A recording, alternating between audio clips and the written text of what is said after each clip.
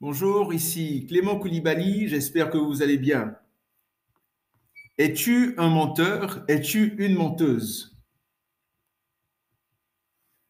Ma dernière vidéo, mon dernier message avait parlé du mensonge et plus particulièrement des bons mensonges. Le titre était « Y a-t-il de bons mensonges ?»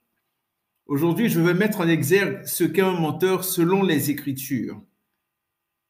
Pour cela, nous allons surtout naviguer dans la première épître de Jean, le disciple du Seigneur Jésus. Voyons tout d'abord trois caractéristiques spécifiques du menteur ou de la menteuse. Premièrement, cette personne désobéit à la parole de Dieu. En 1 Jean 2,4, il est dit « Celui qui dit « Je l'ai connu » et qui ne garde pas ses commandements est un menteur et la vérité n'est point en lui. » Garder ses commandements, donc garder les commandements de Jésus, signifie les respecter, les mettre en pratique. Il ne s'agit pas uniquement de les avoir ou de les entendre, mais d'y obéir. À ce propos, la version Semeur est un peu plus explicite. Si quelqu'un dit « je le connais » sans obéir à ses commandements, c'est un menteur et la vérité n'est pas en lui. Donc, ne pas le faire, ne pas obéir aux commandements de Jésus, selon la Bible, fait de nous des menteurs. Deuxièmement, c'est de nier que Jésus est le Christ. En 1 Jean 2, 22, il est dit « Qui est menteur, sinon celui qui nie que Jésus est le Christ ?» Celui-là est l'Antichrist qui nie le Père et le Fils. Dans ce verset, nier que Jésus est le Christ et nier le Père et le Fils fait de nous des menteurs. Que signifie Christ? Ce nom vient du grec Christos qui signifie oint et qui est traduit en hébreu par Messiah ou Messie ou Mashiach. On entend souvent parler de Yeshua HaMashiach, Jésus le Messie. C'est le nom que les Hébreux attribuaient au libérateur et au sauveur qu'ils attendaient et qui leur était promis par tous les prophètes. Dans l'Ancien Testament, celui qui recevait l'onction était avant tout le roi, puis le souverain sacrificateur et parfois le prophète. Le mot dans le Nouveau Testament correspond à l'envoyé de Dieu, donc son fils qui est chargé du ministère royal, sacerdotal et prophétique, donc Jésus. La troisième caractéristique d'une personne menteuse, c'est le fait d'haïr son prochain ou de détester son prochain. En 1 Jean 4, 20, il est dit « Si quelqu'un dit « J'aime Dieu » et qu'il haïsse son frère, c'est un menteur. Car celui qui n'aime pas son frère qu'il voit, comment peut-il aimer Dieu qu'il ne voit pas? La haine est quelque chose de mortel. Ici, l'apôtre Jean nous dit qu'on ne peut prétendre aimer Dieu et haïr, détester son frère ou sa sœur. Donc, je récapitule les caractéristiques d'un menteur ou d'une menteuse, c'est le fait de désobéir à la parole de Dieu, nier que Jésus est le Christ et troisièmement, haïr son prochain. Nous allons parler maintenant d'un affront envers Dieu. Donc, vous voyez, il y a ces trois caractéristiques, mais on ne s'arrête pas à là uniquement. Il y a même plus grave quand on étudie cette épître, l'épître de Jean. En 1 Jean 1,10, il est écrit « Si nous disons que nous n'avons pas péché, nous le faisons menteur et sa parole n'est point en nous. » Si nous disons que nous n'avons pas péché, nous le faisons menteur et sa parole n'est point en nous. Nous faisons qui menteur? Dieu. Donc, en refusant de reconnaître que nous avons des péchés et que nous en avons déjà commis, c'est Dieu véritablement, c'est Dieu en personne que nous considérons comme menteur. Quel affront! Pourquoi? C'est parce qu'il est impossible qu'un être humain, quel que soit son degré de sainteté, ne pêche. La seule personne à avoir réussi cet exploit est notre Seigneur et Sauveur Jésus-Christ.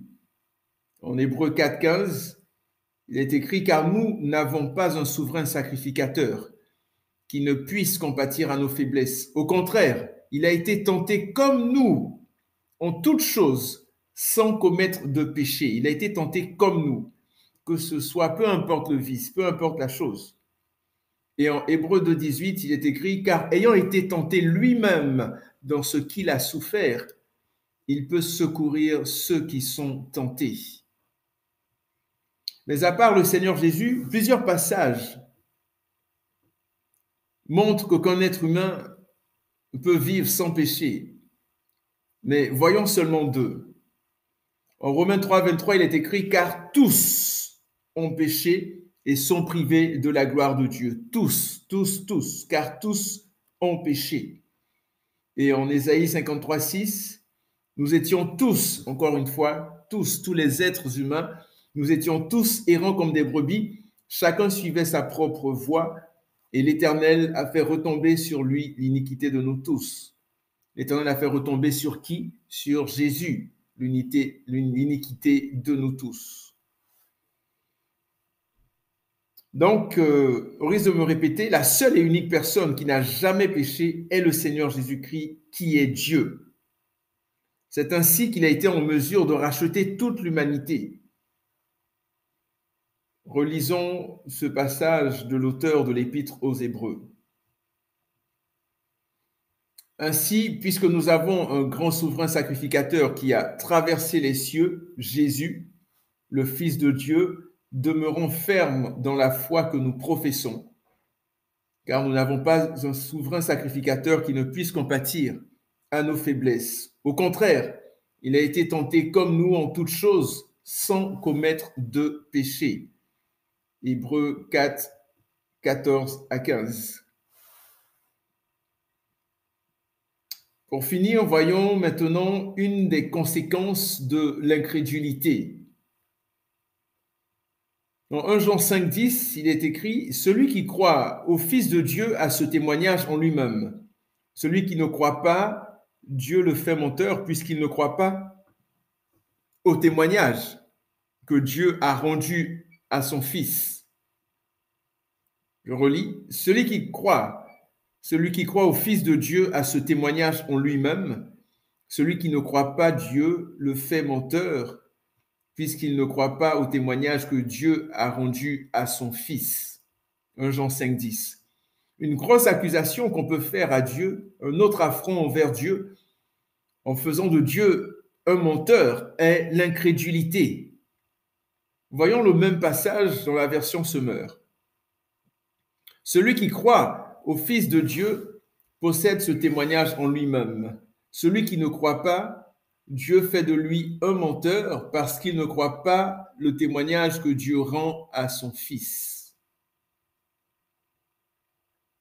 Intéressant. Celui qui croit au Fils de Dieu, donc à Jésus, possède ce témoignage en lui-même.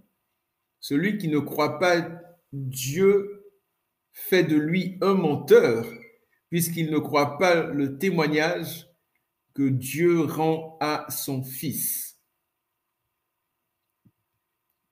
Si nous nous reconnaissons dans ce qui a été dit, ce qui a été partagé, renonçons au mensonge et recherchons la vérité. Éphésiens 4, 25 nous dit, c'est pourquoi renoncez au mensonge et que chacun de vous parle selon la vérité à son prochain, car nous sommes membres les uns des autres. Renonçons au mensonge. Et comme dit précédemment, si nous persévérons ou persistons dans la voie du mensonge, nous risquons très fortement de nous retrouver en enfer. En Apocalypse 21, 8, il est dit, mais pour les lâches, les incrédules, les abominables, les meurtriers, les impudiques, les enchanteurs, les idolâtres et tous les menteurs, leur part sera dans les temps ardents de feu et de soufre, ce qui est la seconde mort.